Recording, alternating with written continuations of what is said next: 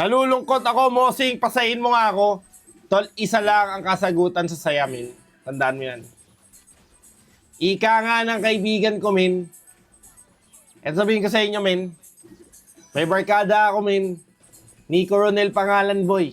Legit. Napaka-legit, min. Sinabi ko, tinanong niya ako, Dogs, ano ang kasiyahan sa buhay? Sabi ko, min, ikaw lang makakahanap niyan. Nakita niya. Nakita niya yung kasiyahan. Alam mo kung ano yung nakita niya, guys? Nakita niya na ang pambababae ay masama pala. Nag-stay siya sa iisang babae. Tangina, men, siya sabi ko sa'yo, guminhawa buhay niya. Guminhawa. Naging successful siya, kakabenta na siya. Alam mo yun, solid na tao, men.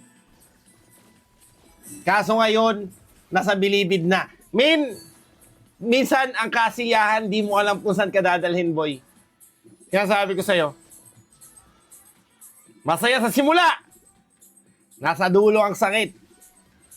Kaya sabi ko yan sa'yo, boy. Kaya minsan piliin mo ang kasiyahan. Ang kasiyahan, men, dumadating yan sa buhay paminsan-minsan lang. Pag dumating yan, men, wag mong bitawan. Kalkalin mo. Diba? Men, real talk, real talk. Pag hinana mo paging kasiyahan, men, try mo to, tol. Try mo to, ha. Piece of advice.